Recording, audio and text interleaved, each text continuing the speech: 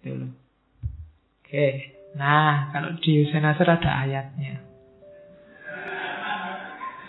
Iyalah. Ngaji tenan ya ono ayatnya. Oke ya. Firman-Nya Allah, kanan nasu ummatan wahidah. Manusia itu awalnya ya satu sebenarnya. Faba'athallahun nabiyyina mubasyirina wa mundhirin. Terus Allah mengutus para nabi untuk memberi kabar gembira, memberi peringatan. Wa anzala ma'ahumul kitaba bil haqqi. Kemudian Allah menurunkan pada mereka kitab suci bil haqqi, tentang kebenaran, liyahkuma bainan nasi fimah talafu fihi, untuk pedoman manusia memutuskan persoalan mereka.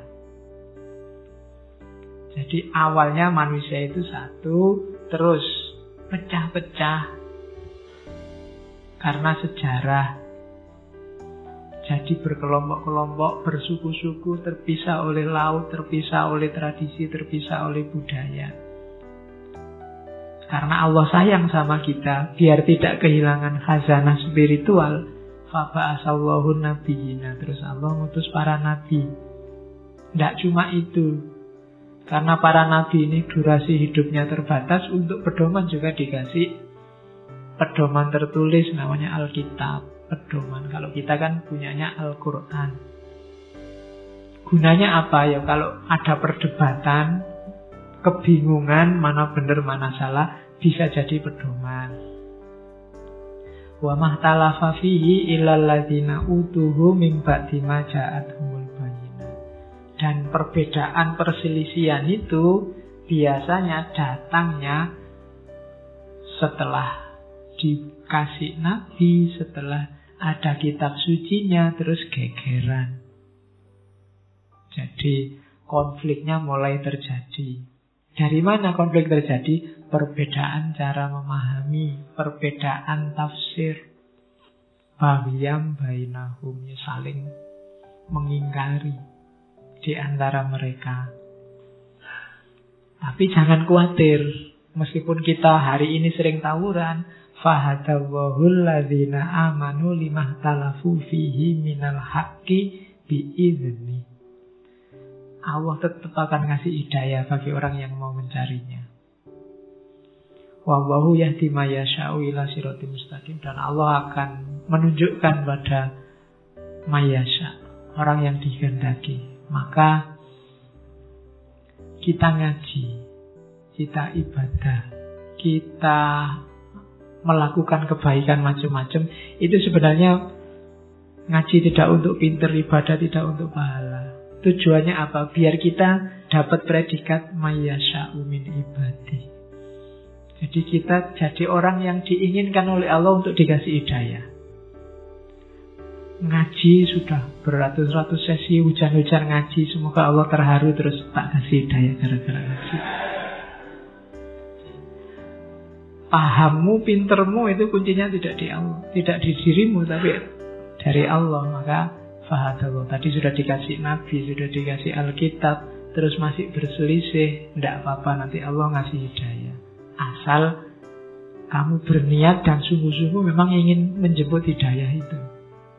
Jadi karena Allahu yahdi may yasha'u ila siratim mustaqim, biar jalan kita lurus, Allah yang menunjukkan. Makanya kan dalam Fatihah yang kita baca berpuluh kali dalam sehari itu kan selalu ihdina, beri kami hidayah ya Allah. Kalau dapat hidayah, insya Allah kita ada di jalan yang lurus. Oke, dilanjutkan. Nah, itu dalilnya menunjukkan apa? Ada ummatan wahidah, kanan nasu ummatan wahidah, menunjukkan bahwa manusia ini punya rumus satu. Hidup bersama bareng-bareng awalnya. Kejarlah itu. Itu kalau dalam bahasa Nasr, itulah Saintia Sakra. Kalau dipakai gambar, nyawa kandungan pengetahuannya namanya Saintia Sakra. Kendaraan untuk menuju ke sana namanya tasawuf atau mistisisme kalau pakai bahasa umum. Dan nanti manifestasi itu implementasi wujud konkretnya namanya tradisi. Makanya gagasannya Nasr disebut tradisionalisme. Tradisi itu budaya manusia yang intinya bersumber dari sains sakra, pengetahuan suci.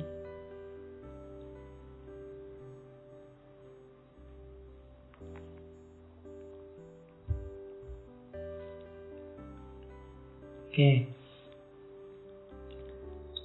Pengetahuan kalau dalam bahasa tasawuf, istilah yang paling akrab kan makrifat. Dan makrifat itu puncak perjalanannya seorang sufi. Sejak dulu kan kamu tanya, wong ibadah mantep, dekat sama Allah, puncaknya kok namanya makrifat ya, pengetahuan. Karena memang kalau orang mendaki jalan menuju Allah, pada akhirnya akan dibukakan semua rahasia realitas, sehingga dia tahu sekarang hakikatnya hidup. Nah, itu namanya makrifat. Kenapa banyak sufi tidak terpesona lagi sama dunia, tidak pingin uang banyak, tidak pingin mobil, tidak pingin jadi gubernur, tidak pingin nyalon di pilkada. Kenapa tidak pingin? Karena dia sudah ngerti hakikatnya dunia ini. Dan itu sifatnya hidayah, diberikan oleh Allah. Kalau hanya teori baca buku tidak bisa. Kalian sudah baca puluhan buku bahwa dunia itu tipuan, dunia itu lahwun walaibun. Ngerti, tapi dijalankan kan tidak bisa. Kalian tetap kadang marah, kadang nangis, kadang tersinggung, kadang tentang dunia. Padahal teorinya kalian ngerti bahwa dunia ini lahwun walaibun. Kenapa? Karena pengetahuanmu masih pengetahuan subjek-objek. Bukan pengetahuan dari Allah langsung yang namanya makrifat. Kalau makrifat itu pengetahuan plus kesadaran yang sumbernya hidayah. Orang yang dapat sains sakra, yang menemukan sains sakra yang namanya makrifat ini, pada gilirannya akan melakukan tahakkuk. Tahakkuk itu mewujudkan kebenaran, hidup secara hak. Jadi memahami kebenaran namanya makrifat, diwujudkan dalam sehari-hari namanya tahakkuk, realisasi kebenaran. Maka orang yang sudah makrifat, yang dilakukan pasti benar, pasti baik, pasti indah. Kenapa? Tahakkuk. Kenapa dia bisa tahakkuk dari makrifat? Karena pengetahuan yang tidak lagi berjarak. Itu kalau bahasanya Mula Sadra, ittihadul akil bil ma'kul. Orang yang tahu dengan pengetahuannya jadi satu. Jadi kayak orang sadar. Kayak saya minum ini tadi, yang ngerti manisnya teh yang di gelas ini kan cuma saya. Nah, itu tahakkuk. Kalian punya teori tentang teh. Teh itu pasti bahannya pakai teh, air panas plus gula. Kamu ngerti teorinya. Tapi sebelum kamu minum teh ini, kamu tidak tahu seperti apa manisnya teh ini. Itu orang yang sudah minum, dia tahu sekarang namanya ma'rifat. Dan pengetahuan itu tidak dicari keluar, tapi ada di dalam diri kita. Itu namanya ittihadul akil bil ma'kul. Kalau orang yang sudah ittihadul akil bil ma'kul, semua yang dia lakukan, gerakannya adalah gerakan substansial. Kalau bahasanya Mula Sadra lagi, harokah jauhariyah. Kenapa tahakkuk? Karena knowing adalah being. Mengetahui berarti mengada. Pengetahuan yang sejati adalah pengetahuan yang membuatmu eksis berdasarkan pengetahuan itu. Itu knowing is being. Koruptor itu ngerti kalau korupsi itu maling dan maling itu salah. Kenapa kok dia tetap korupsi? Pengetahuannya belum masuk dalam dirinya, belum ittihad dengan dirinya. Masih berjarak antara dirinya dan pengetahuannya. Knowing tidak as being. Jadi pengetahuannya ya antara pengetahuan dia bahwa korupsi itu salah dengan yang dia lakukan beda. Nah itu namanya knowing as being atau bahasa Arabnya tahakkum. Menghidupkan kebenaran. Jadi orang yang makrifat atau orang yang menemukan, menghidupkan saintia sakra, dia akan menghidupkan kebenaran. Hidupnya pasti benar. Karena yang terjadi apa? Ittihadul akil bil makul. Bersatunya orang yang tahu dengan pengetahuannya. Ketika itu terjadi, maka seluruh yang dia lakukan pasti gerakan yang substantif. Gerakan substantif itu gerakan inti. Apa sih inti gerakan kita? Ilaihi roji'un, menuju Allah. Dari situ knowing as being, pengetahuan jadi membangun diri kita, membentuk diri kita. Bukan pengetahuan yang berjarak. Yo, sebagian besar pengetahuan kita kan pengetahuan subjek-objek berjarak, tidak terhayati dalam hidup kita. Nah itu Zaitun Nasr tentang saintia sakra. Nah, saintia sakra ini, pengetahuan sakral ini adalah rajanya pengetahuan, supreme knowledge. Kenapa disebut rajanya pengetahuan? Kalau bahasanya Nasr, knowledge of the substance is the substance of knowledge. Mengetahui yang hakiki berarti hakikat pengetahuan. Mengetahui knowledge of the origin and the source is the origin of the source of knowledge. Mengetahui asal-usul, ya kan, dan sumber pengetahuan berarti pengetahuan tentang asal-usul dan sumber hidup kita. Jadi diwolak-walik, intinya sains sakra itu yang paling utama. Semua pengetahuanmu yang kamu miliki hari ini tidak akan ada gunanya kalau tidak nyambung sama akarnya, source and origin. Akarnya seluruh pengetahuan saintia sakra. Oke. Nah, levelnya saintia sakra itu hakul yakin. Nah, kalau dalam Islam kan dikenal 3 terminologi. Ilmul yakin, ainul yakin, hakul yakin. Kalau ilmul yakin ini pengetahuannya hanya sifatnya informatif, dikasih tahu. Kalau ainul yakin, tahu sendiri tapi masih berjarak. Kalau hakul yakin, tidak cuma tahu sendiri tapi ngalami sendiri. Oke ya, contohnya apa ya? Pacaran lagi aja lah, kamu clear. Kalau saya ngomong pacaran kok kamu melek. Contohnya ya, ilmu yakin itu temanmu ngasih tahu, tak kasih tahu ya. Pacaran itu ketika kamu udah duduk, kalau ada perempuan cantik, terus kamu tembak, terus kamu diterima, terus diceritai begitu. Oh gitu toh pacaran itu. Itu namanya levelnya ilmu yakin. Terus besok kamu lihat temenmu yang pacaran. Oh ternyata kayak gitu tuh pacaran itu. Kalau jam 7 jemput ngantar ke kampus. Kalau jam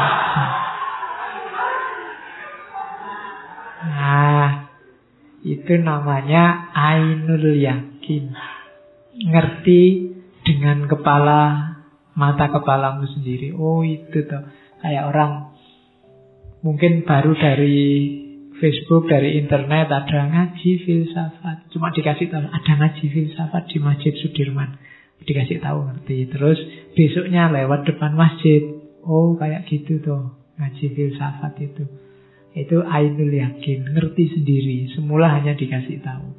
Kalau mau hakul yakin, tidak cuma lihat dan lewat, tapi masuk ke sini ikut ngaji. Tidak cuma lihat temanmu pacaran, tapi kamu sendiri sekarang punya pacar. Itu hakul yakin berarti.